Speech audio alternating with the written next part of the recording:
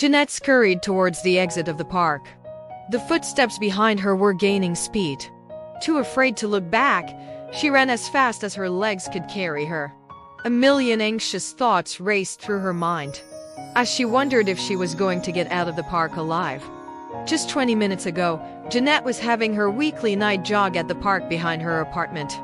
The park was quiet, except for the rustling of leaves and the gentle breeze. Light from the street lamps produced eerie shadows. Jeanette plodded on, oblivious to a pair of eyes following her every movement. "Hand me all your valuables. Make a sound and you will die," a gruff voice hissed when Jeanette stopped to take a break. Startled, she spun around, only to see a masked man wearing a black jacket and a pair of rugged jeans.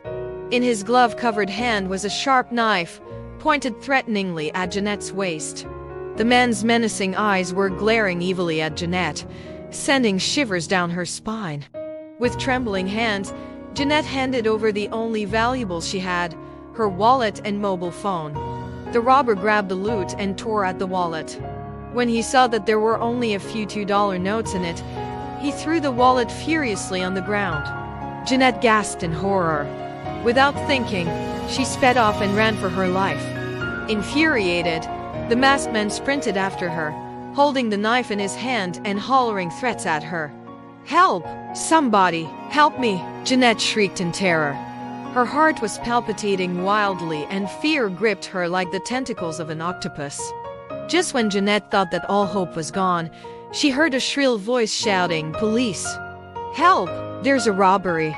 Stunned, the robber stood, rooted to the spot for a second before sprinting off in the opposite direction. When the robber was gone, a young lady appeared out of the shadows with a puppy. "I was walking my dog when I heard you screaming for help. There is no police. It was a trick," she whispered in Jeanette's ears. Tears of relief welled up in Jeanette's eyes.